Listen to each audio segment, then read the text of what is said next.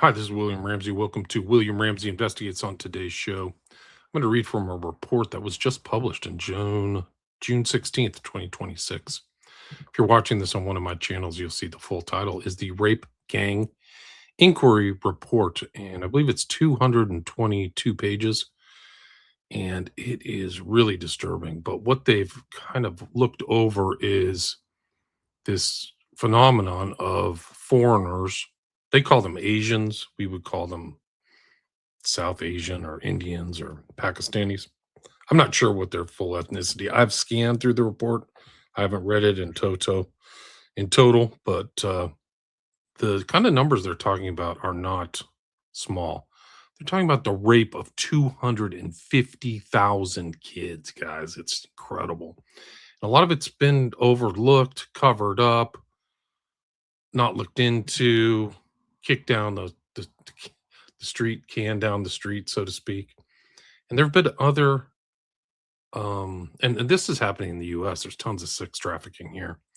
It's grotesque. It shouldn't happen. It's a real third world thing, and it's a cultural matter, and a civilizational matter. And a lot of this takes place amidst other crimes. So it's not just sex trafficking or rape, but actually involves a lot of fraud and criminal activity as well. But these are like gang rapes. This isn't just like one guy with a pimp who's doing something. These are just like full, just incredible like abuse. But there's been other things they've called it, like in the UK. They had this Rotherham situation with 1,400 victims. There's so-called 1,000 in Telford, and these are all vulnerable kids too, broken homes, single parent homes, if they have homes at all.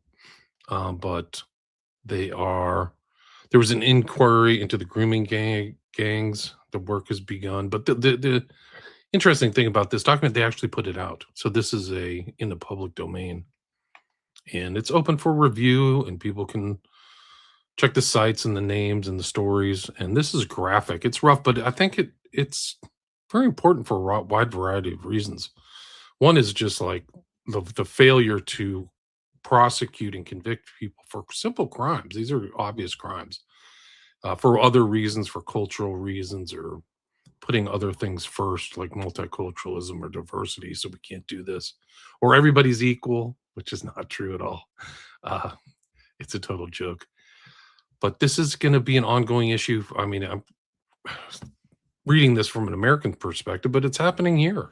The same type of thing, different cultures, rapes. I mean, it's going to be here. If it's already here now, actually, in the United States. It may not be as industrial as this, but a lot of these people from other countries are really not fit to be in a first world civilization. It's just that simple.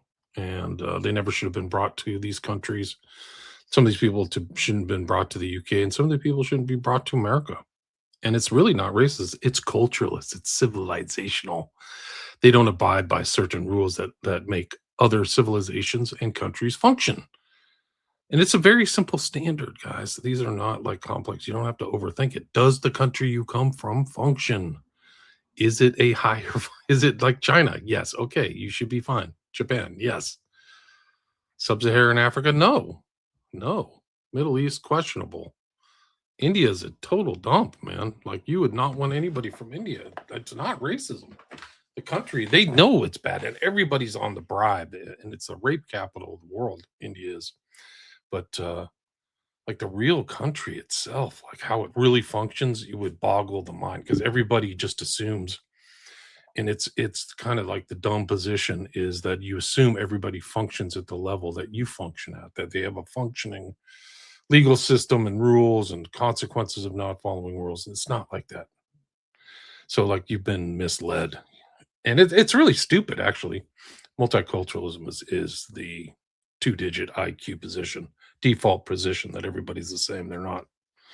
They're not same in even within one general culture, because some people work harder, some people spend time going to education, some people focus on sports, some people focus on other things. But there's been a lot of inquiries into this problem in the UK. So There's House Commons affair. This one was done by an MP. His name's Rupert Lowe, and he's part of something called Restore Britain. And a lot of these people should be kicked out of the country, frankly. They should be kicked out of the US and they should be kicked out of the UK. And that's a moderate position. It's not that hard to figure out. People make these problems so much harder than they are because they're stupid. I mean, it's just like we have a housing shortage. Well, it's really complex. Build a house. There's houses all over the place. Build more. Like this is not complex. So there's been all these other reports that are going on throughout the UK, and this is an important topic, and it'll be an important topic for the United States. So, like I said, I know how grim this is, and I would not listen to have this audio listened to by. I mean, it's not safe for work, and it's probably not safe for kids in the background because these are brutal stories. There's a whole section in here. It's like the whistleblower victim testimonies, about 80 pages of testimony. So, and these stories, I mean, they're very telling. They're very revealing because maybe I would think that people who aren't involved in this may not know how dark it is. And it's really kind of almost a sex slave. I don't think that's a stretch. Some of these girls are put into sex slavery. Rape gang is maybe a nice term, actually. It may be a nice term to do this. So anyway, I'm going to read this in hourly segments. It'll be much like my Rasputin book. I have another Rasputin book on the block ready to roll too, or a couple actually. And then I also recently read the AI lawsuit that was brought by Florida, which you should check out. And I'll put these up on William Ramsey Reads History.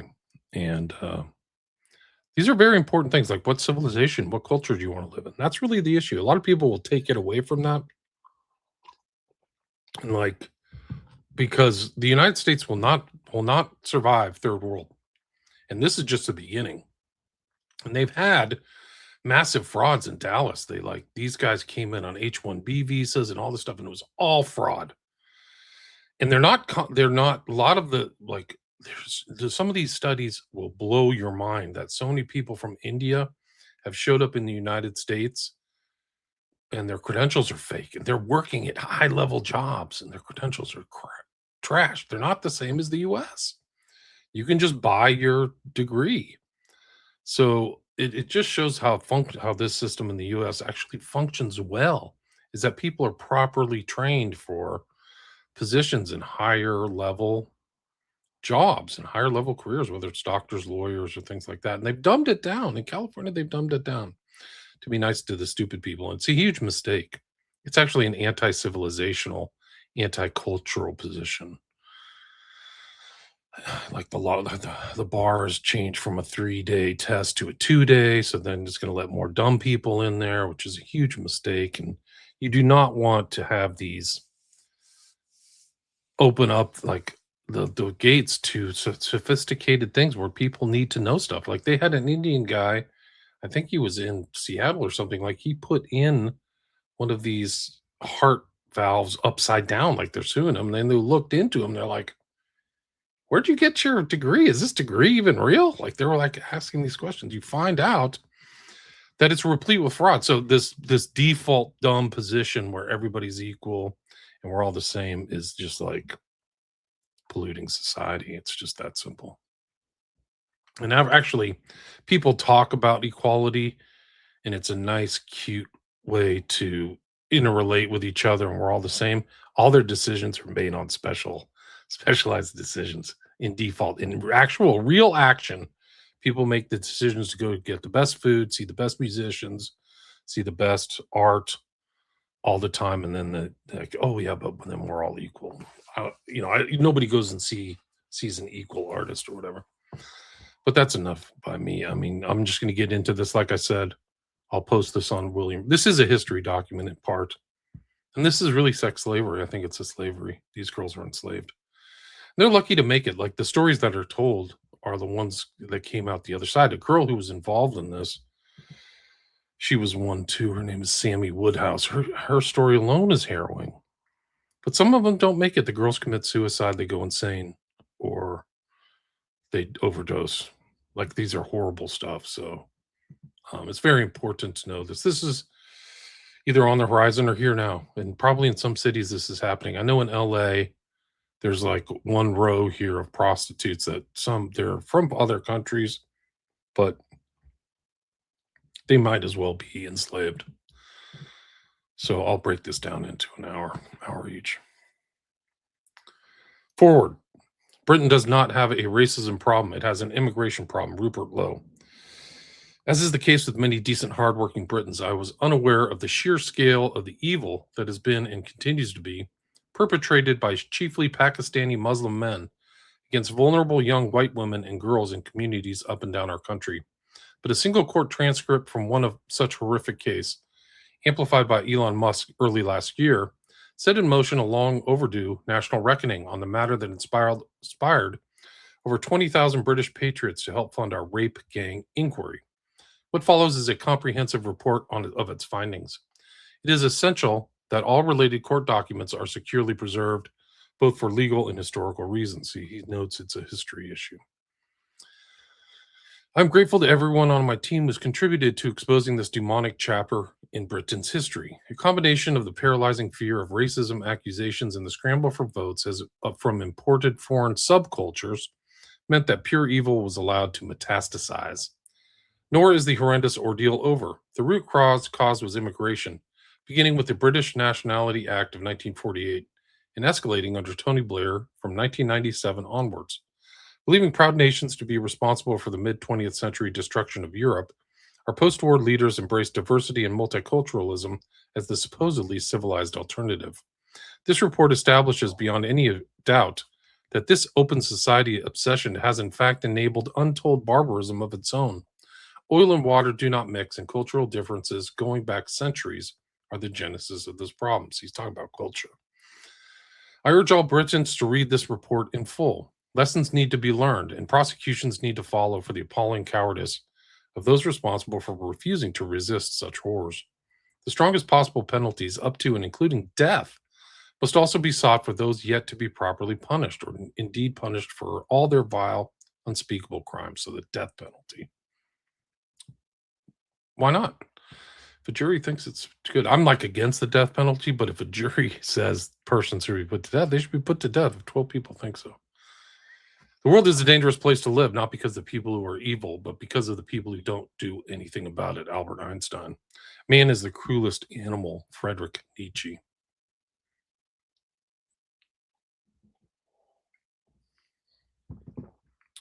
Introduction. The rape gang inquiry has now concluded the first phase of its work. It was established to examine one of the most horrendous scandals in the long history of our country: the systematic targeting of vulnerable girls, overwhelmingly white British, by predominantly Muslim Pakistani gangs across towns and cities up and down the nation. The evidence presented throughout the hearings confirmed what had long been known, but repeatedly denied by many in the political class. The inquiry welcomed girls, boys, men, and women of all races and religions to testify to their experiences to gain a complete picture of the rape gang phenomenon. The Casey report of 2025 stated that disproportionate numbers of men from Asian ethnic backgrounds were among the suspects for group-based child sexual exploitation, CSE. Baroness Casey quoted local reports showing that a significant proportion of those convicted were of Pakistani and or Muslim heritage. The crimes stretch back generations. The rape gang inquiry was necessary because the state and its institutions have failed catastrophically over decades. Police, social services, schools, the NHS, licensing authorities, and governments allowed these gangs to operate with impunity. There was a demonstrable lack of political will to confront them. The Labour Party initially refused a public inquiry altogether, only relenting under considerable pressure. It will be many years before this inquiry is complete, and there's no guarantee that it will adequately address the politically sensitive, ethno-religious nature of the phenomenon. Despite now pushing for an inquiry in opposition when in government, the Conservative Party did very little. The rape gang inquiry was survivor-led. Every day, the panel sat with Sammy Woodhouse, a survivor turned activist herself, alongside a variety of experts who attended whenever their specialist subject formed the focus of our efforts to get to the truth. We examined distinct areas of the scandal in turn so that a maximally full picture could be established. Parents and carers described their experiences. Instances of pregnancy, abortion, and children born of rape were laid bare. Whistleblowers who had previously been ignored gave evidence. Policing and justice failures were documented. Social care, NHS services, including sexual health and mental health, education, taxi licensing, demographic trends, cultural and social issues, and ideological obstructions to justice were all scrutinized without restriction. Nothing was off the table. Misguided political correctness and cultural sensitivities played no part in the proceedings. The promise made to every donor was honored in full. The truth was pursued, and justice was our only objective. Survivors were finally given the platform they had been denied for so long and were central to the inquiry. The full scale and nature of the crimes can now be placed on the public record. The true horror of what took place is no longer hidden. Although the inquiry lacked statutory powers, the response was overwhelming. Politicians, whistleblowers, experts, family members, and many others came forward. Those few in prominent positions who declined to give evidence did so, knowing their refusal would be noted. This report sets out findings and makes clear recommendations for how the problem of rape gangs can be eradicated. The country now knows the full truth. The country has been given the basis for justice. The country has the roadmap to ensure these crimes never happen again. Executive summary. This is footnoted too, so you can. It's a research paper. It functions as a research paper as well. The rape gang inquiry examined the systematic targeting of vulnerable girls, overwhelmingly white British, by predominantly Muslim Pakistani gangs across towns and cities throughout the United Kingdom. The evidence put to the inquiry confirms that this scandal constitutes one of the most horrendous failures in the history of the country. Organized networks of perpetrators built coordinated operations that transported victims between locations, supplied them with drugs and alcohol, recorded abuse for distribution and blackmail, and passed girls between multiple adult men. These crimes have been committed for decades, since the 1950s, by Pakistanis in particular, and have affected every region of our nation. So what you see is it's almost like the Epstein network: trafficking, moving, possible drugging, and blackmail. So the girls are involved in this, just like Epstein got the girls involved to make them kind of criminally culpable. That kind of stuff happened in this, so they make them part of it. You'll hear more of it about that as I continue through this inquiry. The scale of the crimes committed is staggering. It has been previously established that at the very least, 250,000 young white girls. So at the very least, so it's more than that. At the very least, 250,000 young white girls have been subjected to repeated rape, gang rape, trafficking, torture, pregnancy, forced Islamic conversion, and lifelong trauma. The true number is probably higher. The perpetrators bear primary responsibility, yet the institutional failures that enabled them for decades must also be confronted. In court records and official inquiries, about 87% of those convicted in these group-based child sexual exploitation (CSE) cases bore distinctively Muslim names. The vast majority of men involved in these gangs were not convicted. Dr. Taj Hargi, an imam with the Oxford Islamic Congregation, believes the true proportion of gang members who are Muslim to be around 95%.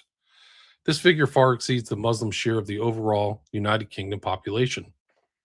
The overwhelming majority of the rape gang networks consisted entirely of men from Muslim backgrounds, predominantly of Pakistani heritage, although smaller groups from Somali, Iranian, Syrian, Turkish, and other Muslim origins were also involved. The inquiry heard harrowing testimony from survivors and their families. The method used to groom children typically followed the same process.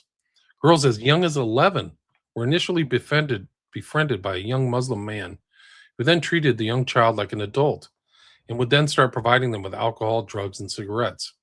After a few months, the girls would then be collected from school gates, care homes, and streets in taxis. They were taken to houses, flats, restaurants, and hotels where they were raped repeatedly by groups of men, tortured, filmed for blackmail, and told they were white trash or kuffar who merited punishment. Many became pregnant while still children. Some miscarried under trauma, others endured coerced abortions, and some gave birth to children who were later removed by the state. We found that the same unspeakable crimes occurred in at least 149 local authority districts, close to 40% of all such districts across the United Kingdom. See page 14 for our full map. Survivors described daily rapes, red rooms of extreme torture. Wow. So they filmed this stuff probably for the internet. Wow. That's crazy. Trafficking between cities and institutional disbelief that compounded their suffering. Some girls were even trafficked to the Middle East where they would endure Islamic marriage. The demographic and cultural drivers are clear. Perpetrators from Pakistani Muslim and other Muslim backgrounds operated under an honor and shame-based clan code. So there's the civilizational cultural issues. Clan code that treated non-Muslim girls, especially white working class girls, as property. See, it's slavery, as property available for sexual use. Yeah, this is a civilizational thing. This is white slavery, guys. This pattern was reinforced by 8 theological and legal aspects of Islam. These include the doctrine of Muslim superiority drawn from Quranic verses that position Muslims at the top with a duty to correct non-believers. The gang members' justification for their crimes can be found in the Islamic principles of loyalty and disavowal, known as al-wala wala bara. It demands enmity towards non-Muslims, the superiority of men over women, forced marriage combined with the absence of any fixed minimum age of consent, the perception of female sexuality as inherently dangerous, a system of sex slavery that authorizes sexual relations with non-Muslim captives, and a religiously sanctioned social hierarchy that subjugates conquered non-Muslims. These elements, filtered through clannish immigrant subcultures, provided religious justification that enabled the systematic rape and even slaughter of white British girls. Slaughter and red rooms? Holy smokes. Were Britain functioning effectively, these girls would have received considerable state protection. However, every one of our institutions failed them catastrophically. Police forces ignored repeated reports, criminalized victims instead of perpetrators. Sounds like the Franklin scandal. Destroyed evidence and allowed known rapists to walk free on bail. Social care services undermined protective parents, placed children in trafficking hubs inside children's homes, closed cases despite clear indicators of exploitation, and retaliated against whistleblowers. The NHS recorded genital injuries, multiple sexually transmitted infections in children as young as 13, pregnancies caused by rape, and suicide attempts, yet discharged victims back to their abusers without safeguarding referrals or trauma care. Schools observed older men collecting girls at the gates, heard disclosures of rape on school premises, and responded by excluding victims rather than protecting them. Taxi licensing authorities renewed permits for drivers who formed a logistical backbone of the networks and collapsed in the face of organized protests when basic safety measures were proposed. Political failure lies at the heart of the scandal. Successive governments lacked the will to confront the ethnic and religious patterns. The Labour Party bears particular responsibility. It initially refused a public inquiry and only relented under pressure by ordering a process viewed with widespread skepticism. Labor-dominated councils and MPs were briefed on the gangs long ago, yet later denied knowledge. The party prioritized electoral reliance on Muslim voting blocs, then blocked or watered down inquiries, suppressed ethnicity data, and framed legitimate concerns as far-right agitation. When finally forced to act, the Labour government produced a national inquiry whose tightly drawn terms of reference deliberately excluded systematic examination of the demographic, cultural, and religious drivers. The Conservative Party, while in government, continued with Labour's approach and failed to impose mandatory ethnicity recording or launch a full statutory inquiry, despite clear evidence from Rotherham and elsewhere. Scottish political parties have refused a dedicated inquiry and failed to record offender ethnicity. Political correctness, fear of accusations of racism, and fear of losing electoral support from certain demographics have taken precedence over the protection of British children. Whistleblowers, parents, and survivors who came forward showed extraordinary courage, despite having been met in the past with disbelief and intimidation. The perpetrators operated with impunity because the state enabled them. The evidence now demands immediate and decisive action to eradicate the problem, deliver justice for the victims, and ensure these abhorrent crimes are eradicated from our shores. We now have a clear sense of the problem. There are a number of measures necessary to resolve them, up to and including considerable changes to our criminal justice system, the passage of legislation aimed at targeting specifically gang based CSE, and a great amount of institutional overhaul.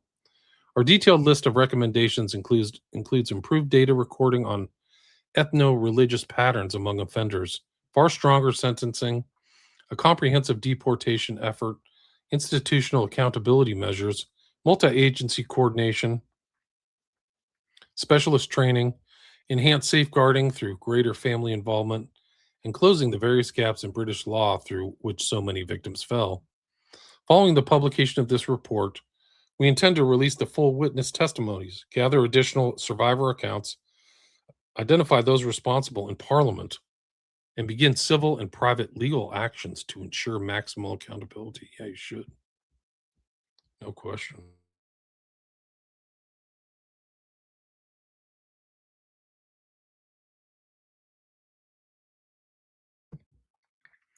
Overview of crimes. Rape gangs have exploited children systematically across every region of the United Kingdom for decades. The independent chair for the Center for Excellence of Children's Care and Protection, Alexis Jay, has identified the 1970s as a decade when immigrant rape gangs first began tormenting the girls of Britain. However, the British Newspaper Archive reveals that the first recorded case of specifically Pakistani rape gangs dates back to 1955, when four Bradford based Pakistanis were charged with raping a 15-year-old girl from Middlesbrough. This was soon after former colonial subjects from the subcontinent, such as the Caribbean, became eligible to enter the United Kingdom in non trivial numbers under the British Nationality Act of 1948. What began as a singular and small scale instances became systematic and industrial over time. These horrific crimes have only escalated in recent decades, especially following Tony Blair's 1997 victory and the start of orchestrated mass immigration. With greater numbers came greater opportunities for abuse. Perpetrators built organized networks that transported victims between towns and cities and passed girls between multiple adult men. In each of these areas, the same tactics were used. Girls as young as 11 were targeted with gifts, alcohol, and drugs, collected in taxis from school gates, care homes, and streets, and taken to houses, flats, and restaurants, and hotels, and then raped repeatedly by groups of men, passed between perpetrators, trafficked across county lines, and in many cases impregnated and or forced into abortions. Most victims endured violence, were filmed for blackmail, and told they were white trash or kuffar who deserved punishment. The authorities at every level, including the police, social services, health services, schools, licensing bodies, and politicians, knew the patterns, possessed the intelligence, and still failed to protect the country's children. The evidence establishes that a national scandal of repeated rape, trafficking, torture, pregnancy, forced Islamic conversion, and lifelong trauma enabled by institutional denial, political calculation, and fear of the accusation of racism took place over decades. The incidents of criminal activities listed in this report are drawn from court records, official and unofficial inquiries across the country, and witness testimony provided to the inquiry. They confirm that this was never a series of isolated local failures. It was a coordinated nationwide pattern of organized child sexual exploitation that repeated in town after town, city after city, from the far north to the south coast. The same ethnic and religious profile of the perpetrators was documented throughout almost all of the witnesses who contacted the inquiry. The scale of the rape gang phenomenon is endemic across the entirety of Britain. The 250,000 figure originates directly from a statement in the House of Lords by Lord Pearson of Rannoch on 14th of May 2019, quote, "Do the government accept that if we extrapolate nationally the Jay report on Rotherham and other reports from Telford and Oxford, there appear to have been upwards of 250,000 young white girls raped in this century, very largely by Muslim men, usually several times a day for years. He added that this number is probably an underestimate. This extrapolation now has greater support due to further data that has been collected, derived, and scaling the patterns documented in major inquiries. Rotherham, J Report 2014. I mentioned some of these earlier. At least 1,400 girls abused between 1997 and 2013, with some updated estimates exceeding this. Perpetrators were overwhelmingly Pakistani Muslim men. Telford Inquiry 2022. More than 1,000 children, predominantly girls, over decades. Same perpetrator profile. National footprint. The grooming gang model has been confirmed in dozens of towns and cities. Our independent inquiry, led by Rupert Lowe, MP, has heard evidence demonstrating coordinated operations extending to all corners of the country in at least 149 local authority districts. When the Rotherham Telford scale is applied across the documented national distribution and multiplied by the extreme underreporting factor accepted by official reviews, the total reaches a 250,000 threshold as a bare minimum. We are far from grasping the full extent of grooming gang criminality in modern Britain. It is reasonable to assume that, since sexual abuse of all kinds tends to be underreported, this is also true of grooming gangs. The Independent has reported that almost 19,000 children were identified as sexual exploitation victims in England in 1 year alone, despite the reluctance of state actors to name or tackle the problem of the rape gangs. After decades of abuse, victims must number in the hundreds of thousands. The full scale is not yet known. Wow. This is a modern country. This is so crazy. Every major review has emphasized that recorded statistics severely understate reality. Baroness Casey National Audit on Group-Based Child Sexual Exploitation and Abuse, June 2025. The audit explicitly states that the scale, nature, and characteristics of group-based child sexual exploitation remain impossible to quantify, precisely due to inconsistent data collection and historical suppression. Independent inquiry into sexual abuse and multiple local inquiries. It is simply not possible to know the scale because ethnicity, group offending, and historical cases were routinely unrecorded or shelved to protect community cohesion. Overleaf is a heat map that portrays the various locations in which the inquiry can be sure the rape gangs operated. It is likely that the true extent is far worse. And then there's a picture here. It's basically every major urban area, some of Scotland as well. The scale, the tactics, the perpetrator profile, the systemic inaction were almost always identical everywhere. Britain did not face dozens of separate local scandals. It faced one national scandal that the state allowed to grow for decades. London. London stands exposed as the epicenter of institutional denial in the grooming gang scandal. While northern towns faced public inquiries after the truth emerged, the capital maintained a wall of silence for years. The mayor of London, Sadiq Khan, has repeatedly insisted there were no grooming gangs operating in the city. As our inquiry heard from Susan Hall, leader of the Conservatives in the London Assembly, the rape gang phenomenon is in fact endemic within the capital.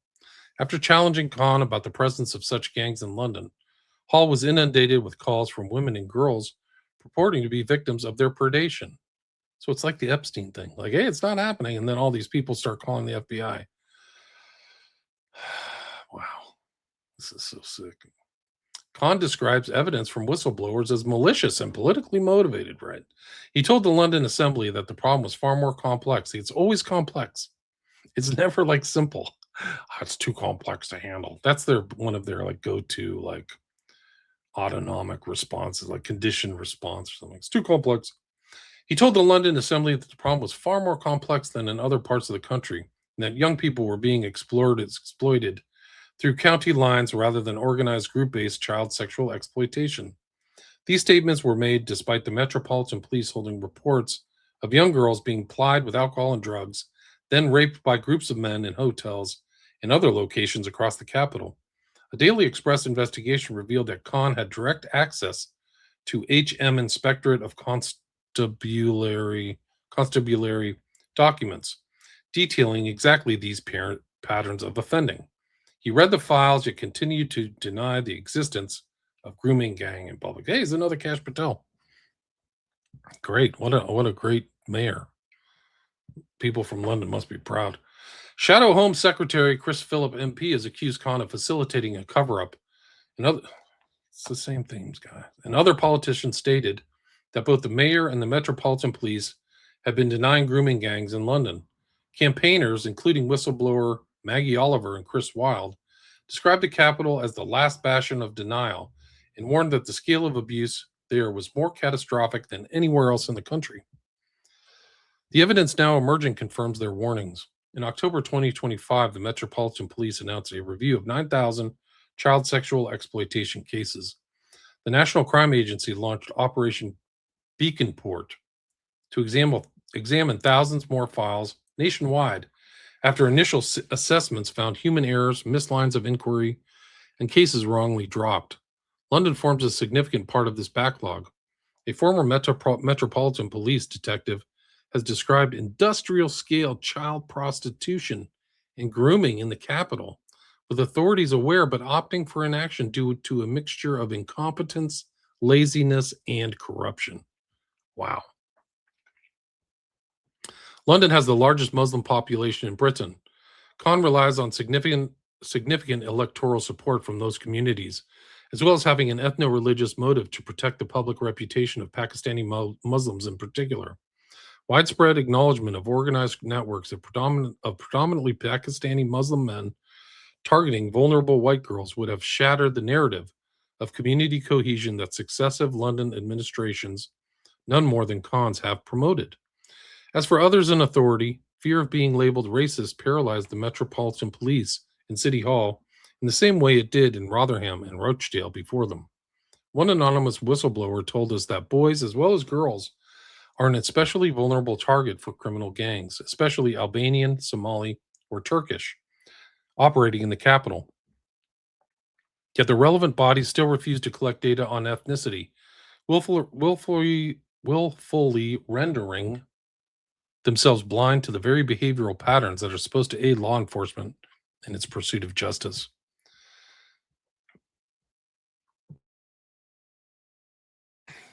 The Metropolitan Police Review, the National Crime Agency operation, and the witness accounts pouring in prove that group-based child sexual exploitation has thrived in our capital city. This inquiry records the failure without reservation. Khan and the senior leadership of the Metropolitan Police must answer for their role in the scandal. Until the capital confronts the truth with the same rigor now demanded elsewhere, the children of London remain at risk and the state remains complicit. Okay, this is where it starts to get grim. These are like heavy duty. Victim testimony. There are thousands of survivors who could have provided evidence to our inquiry team. Below is a summary of some of the testimony provided by our brave witnesses who spoke at the inquiry hearings. Some of the witnesses have to remain anonymous for their own safety. Chloe. Throughout her early childhood, Chloe was popular at school, performed well academically, and enjoyed an active social life. Although her parents separated when she was young, she describes her early upbringing as relatively stable. Following the separation, full custody of Chloe and her older brother was awarded to their father, despite his alcoholism. Her mother, on the other hand, was often absent from her life and became homeless following the separation. Chloe recalls a generally secure and supportive home environment under the care of her father. However, following his sudden death just before her 10th birthday, she moved in with her mother and her mother's new husband, a man she describes as a pedophile by whom she was sexually abused. Chloe's mother caught her husband assaulting Chloe on many occasions, but did little to stop it. On one occasion, Chloe's mother caught her husband in the shower with Chloe, and instead of intervening, she closed the door and walked out. At this time, Chloe was 10 years old. The abuse soon escalated to rape. Chloe's stepfather supplied her with alcohol and cigarettes to keep her quiet, and she began smoking cannabis. Around the same time, Chloe started truanting and spending time in the local town center with a friend, unsupervised. She describes groups of Muslim men, primarily Pakistanis, aged 20 to over 50, showing them attention, including wolf whistling and buying them alcohol. Many were taxi drivers who would take the girls into their cars and drive them around the town. At this stage, there was no sexual abuse, although the men's behavior was clearly inappropriate. Chloe and her friend, then in their final year of primary school, enjoyed being treated like adults. The grooming soon intensified. The provision of alcohol and takeaways was accompanied by emotional manipulation, with the men, many of whom were related to one another, presenting themselves as sympathetic friends to Chloe. Chloe describes this process as them mapping out, are you a vulnerable person? Physical contact, including kisses and massages, became increasingly common. Meanwhile, the abuse by her stepfather at home worsened, and her mother was all but absent as a guardian. At this time, Chloe had an aunt and uncle who lived nearby, and she often sought refuge with them. She had spent holidays with them during her earlier childhood and felt she could trust them. On one occasion, she had visited them while truanting before returning home and spending the day there while her mother and stepfather were at work. To Chloe's surprise, her uncle arrived at her house unannounced an hour later, and she invited him inside. After a brief conversation, Chloe's uncle sexually assaulted her. Chloe resisted and he relented and left. She told her mother about the assault, and her mother reported it to the police. The police accused Chloe of lying, and no further action was taken. Until this incident, she had regarded her uncle as one of the best people in her life. Afterwards, there were no adults left that Chloe could confide in or seek support from. Increasingly isolated, she became more deeply involved with the groups of Muslim men she encountered in the town center. One evening, Chloe's friend suggested they travel to a nearby town where one of the men had a hotel room. They were picked up by the man, who was drunk and under the influence of drugs, and taken to the hotel. When they arrived, hotel staff saw them but did not intervene.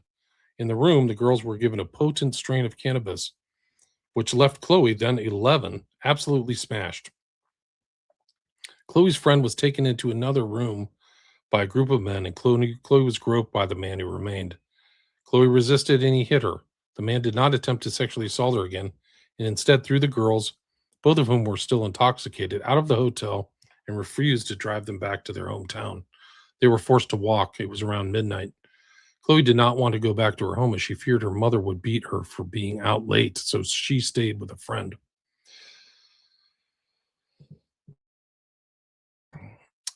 In the early hours of the morning, Chloe was collected from her friend's house by the police after her mother reported her missing.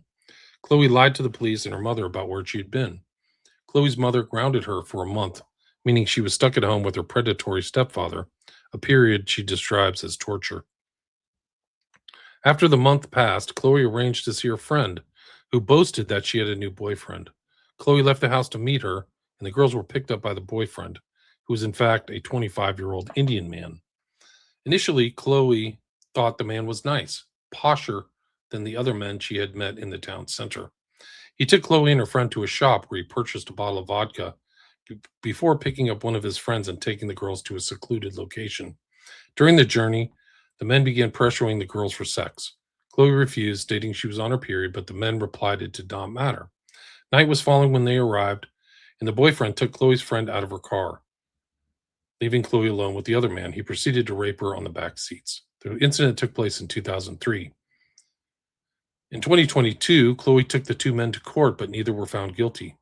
From this moment, Chloe's life spiraled. At 12 years old, she began drinking heavily, smoking large amounts of cannabis, and taking harder drugs, including ecstasy, anything to block it out of her mind. She would drink before school just to get through the day, and her attendance dropped significantly. She and her friend would spend school hours in the town center, walking around until somebody picked them up in a car, somebody bought them alcohol, or somebody gave them drugs. There were times when Chloe would be missing for up to 3 days, during which time she was passed between taxis, drugged, abused, and raped.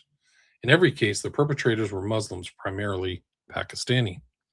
On one occasion, Chloe was abducted by an abuser who was driving drunk and taken to a graveyard. He gave Chloe, still 12 years old, whiskey before forcing himself on her and raping her. He withdrew before ejaculation and forced the empty whiskey bottle into Chloe's vagina, where it shattered. Chloe admitted herself to A&E, but no questions were asked about how she sustained such an injury. She was examined, the glass was removed, and she was discharged. Chloe was questioned by police due to her absence on a number of occasions. Each time she was asked where she had been, who she had been with, and what she had been doing. She replied that she had been having sex with adult males in cars. Rather than opening an investigation and pursuing her abusers, the police dismissed Chloe as a prostitute. They asked her whether she was consenting to the sexual activity, and despite Chloe telling them that she did not know the definition of the word consent, they reported she had been. That's why they have statutory rape laws, guys. The police found Chloe as well as other missing children in cars with the gang members on multiple occasions, but let the gang members go without so much as questioning them. In one occasion, Chloe was in the town center and was identified as a missing child by a police officer who questioned where she had been. Chloe told this police officer about the full extent of the abuse, and the response of the police officer was that nothing could be done, and Chloe was let go. In response to her truancy and deteriorating behavior, the school regularly placed Chloe in isolation and compelled her to attend additional after school classes every day. This did little to improve her emotional state, and she continued to spend time with her friend and her friend's boyfriend. This went on for a number of years. The boyfriend would supply the girls with alcohol and drugs, as well as introducing them to his friends who were exclusively South Asian men. On one occasion, he took the girls to his place of work, a textiles factory, where he raped Chloe. Following this incident, Chloe stopped spending time with a friend who, up until this point, had accompanied her throughout her exploitation. By this time, Chloe had become so accustomed to her lifestyle of spending time with the Muslim gangs that she continued to do so without her friend. On one occasion, following another late return home, her mother grounded her for 2 months. Fearing further abuse from her stepfather, Chloe walked to a nearby social services office while her mother was at work and reported him. Chloe was interviewed by the social workers about the abuse, after which her mother and stepfather were arrested and questioned. Both denied that the abuse was taking place and were released without charge. Chloe made further appeals to social services and was eventually removed from the house and placed in foster care. She lived with a couple who cared for several other foster children, and though she found them snobby and judgmental, found some semblance of stability with them, but it did not last long. She was still living in the same town, so when she went into the town center, as she often did both alone and with the foster carers, the Muslim gangs would recognize and target her. She remained at the same school because she now lived further away. And because she now lived further away, the foster carers paid for taxis to take her there. She would ask the taxi drivers to drop her near the school, and rather than attending, would walk to one of the neighborhoods where the Muslim gangs spent their time. The gangs would take her into their taxis, ply her with drugs and alcohol, and sexually abuse her.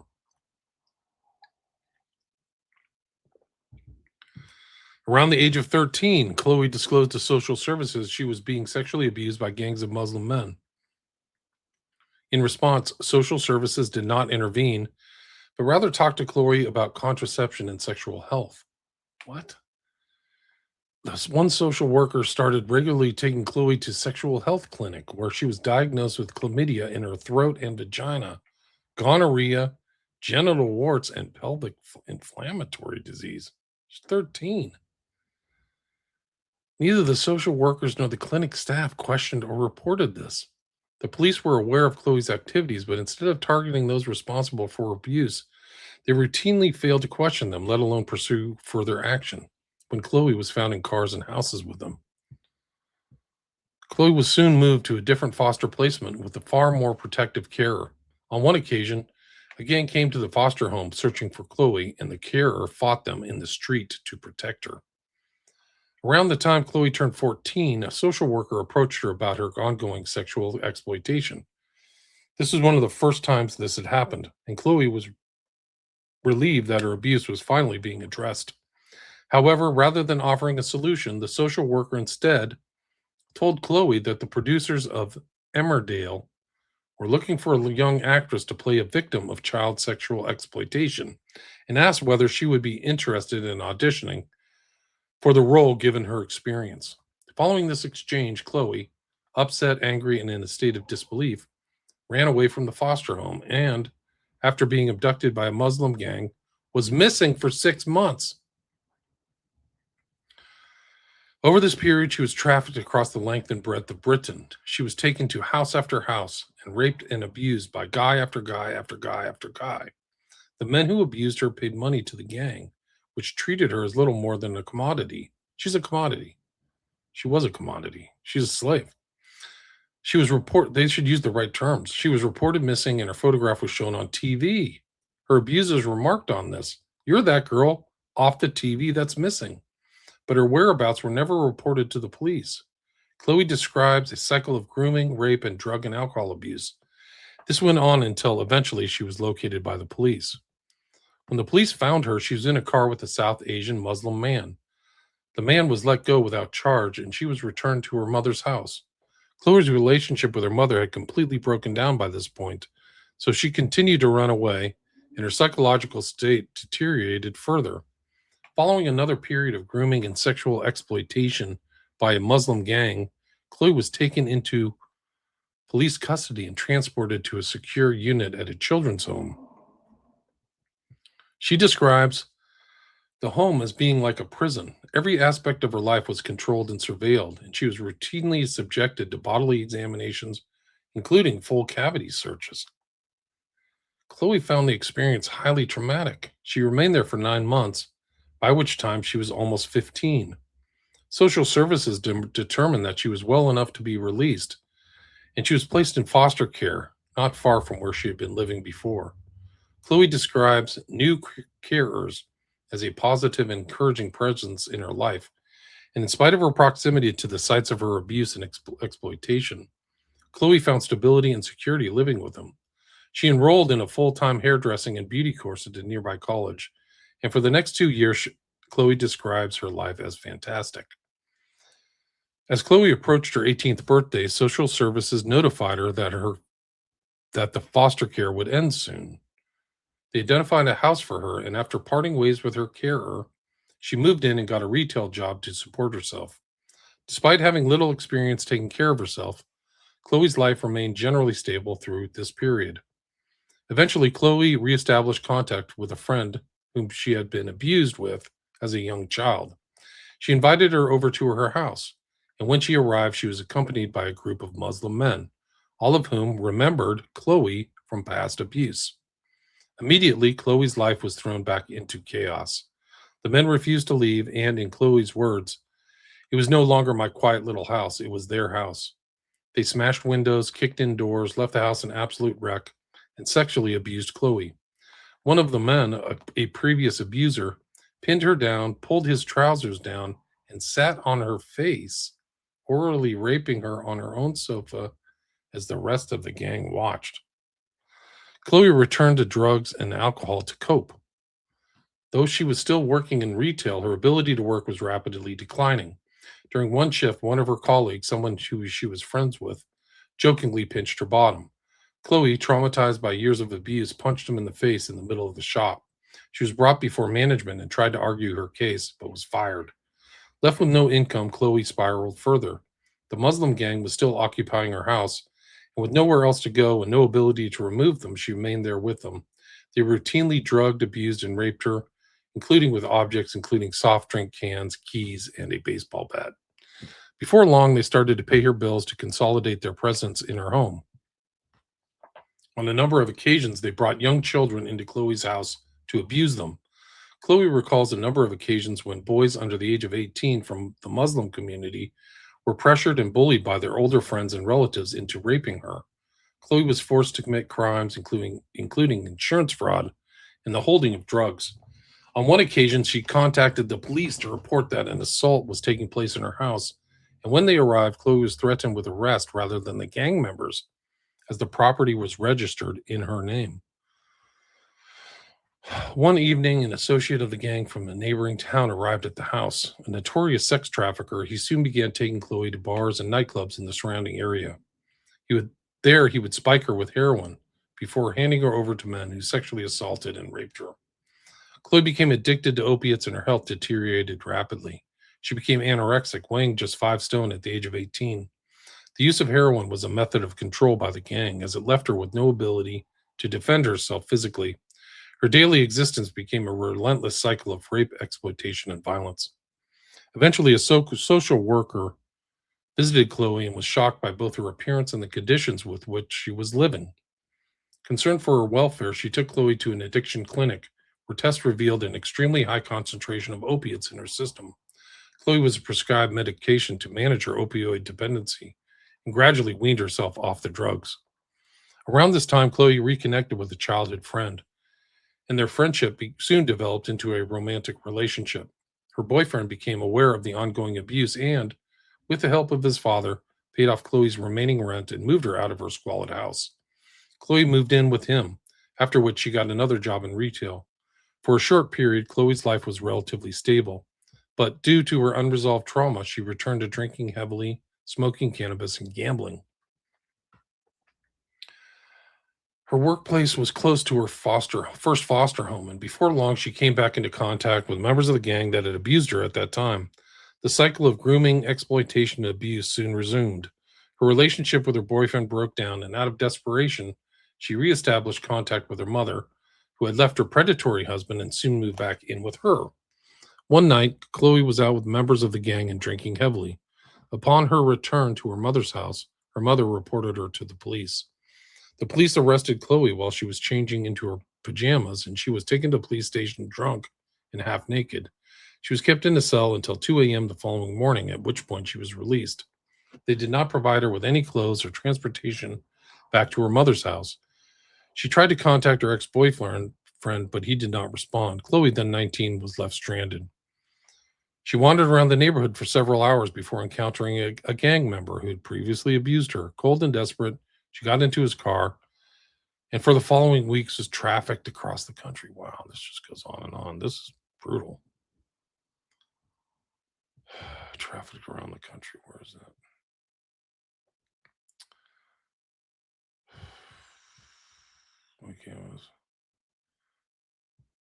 Eventually, Chloe identified a new house to move into. Despite their dysfunctional relationship, her mother agreed to sign the rental agreement as Chloe's guarantor, as Chloe, then without income, knew she would not be able to afford the rent. After she moved in, she became aware of the fact that she was the only white British person in her neighborhood. Every other resident was South Asian. As a result, the gangs discovered where she was living and once again treated her house as if it was their own. The cycle of abuse continued and Chloe's emotional state deteriorated significantly. Chloe was taken to hospital after a suicide attempt, and while there, she discovered that she was pregnant. The father of the child, a Pakistani Muslim illegal migrant, moved into Chloe's home. Chloe subsequently coerced into converting to Islam and forced into marriage, both to legitimize the pregnancy in the eyes of her abuser and to insist him in securing a visa. Chloe's behavior became tightly controlled. She was forced to wear a hijab. She was prohibited from looking out the windows of her home. And if she misbehaved in the eyes of her husband, he would beat her black and blue, something that happened every day. Chloe's child was born with multiple health problems, including a defective kidney, due to the deteriorated condition of Chloe's womb as a result of the sexual abuse. Nevertheless, becoming a mother gave Chloe a renewed determination to get her life back on track. She reported the father of her child to the police after he assaulted the child, and he was removed from the property. She stopped taking drugs, she was focused, and for the first time, the gangs left her alone. One evening, she went out with a friend who lived across the road. Chloe, now a mother, did not drink heavily, but her friend became heavily intoxicated. A group of Asian men started speaking to them and offered to take Chloe and her friend home. Chloe was suspicious of them, but for the sake of her friend, agreed. Instead of taking them home, however, they were taken to a hotel. Chloe, who was not drunk, protested and encouraged her friend, who was paralytic, to leave with her. Chloe warned her friend about she suspected what was going to happen. But her friend refused to leave. Chloe, thinking of her daughter and seeking to protect herself, reluctantly left without her. The following day, Chloe's friend told Chloe that she'd been raped by the men. The incident represented a turning point in Chloe's life. She decided that she needed to leave her hometown for good and get as far away from these Asian men as possible.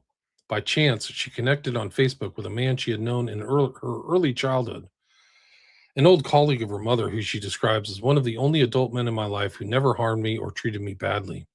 She told him about everything she'd been through and her desire to leave. He lived in Scotland, and she was invited to visit him for the weekend, which she did. After returning home, she sought support from Women's Aid, who managed to secure her a property in Scotland. With nothing but her daughter and a small bag, she left her hometown, leaving a lifetime of abuse and exploitation behind, and moved to Scotland, where she resides to this day. Chloe personally knows at least 20 other girls from her area who were predated on by Muslim gangs who abused her. Predated on by the Muslim gangs who abused her. The pattern was always the same: grooming, drugging, trafficking, abuse, rape. Furthermore, Chloe describes being taken into mosques where imams would describe non Muslims as infidels and preach that white women who dressed inappropriately were free game. Chloe believes that the local police, social services, NHS, and government were fully aware of what was happening, including the radicalized nature of the crimes, but they did not intervene for two reasons: because they could not be bothered with paperwork and because they did not want to be seen as racist. Chloe blames these bodies and their major push for diversity for her abuse. Chloe says that if I can save just even one more child, girl or boy, from going through any of this, then I've done my job. And this graphic here: inquiry panelist, do you know how many men abused you over that period? If you had to guess, Chloe, hundreds, hundreds and hundreds and hundreds. Okay, that's the first 30 pages. That is a harrowing. I mean, this is nightmare stuff. Crazy.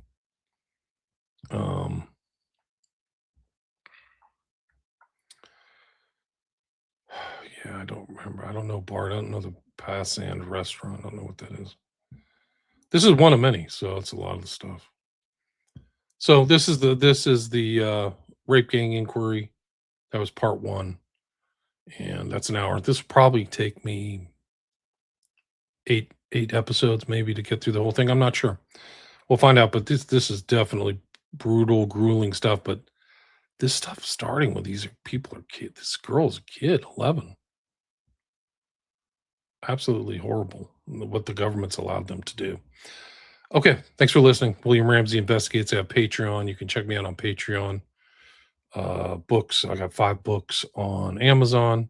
You can also buy signed copies from my website. And my podcast is in the top 0.5 podcasts in the world, top 20,000 in the world. I really appreciate the listens and all the support, and sharing helps. If you share these things, other people can see them. And this is, I think, an important, like I said at the intro, this stuff is going to start happening in the US, and you better be ready to handle it. Are people going to go to jail? Are people going to look the other way? Are they going to be incompetent?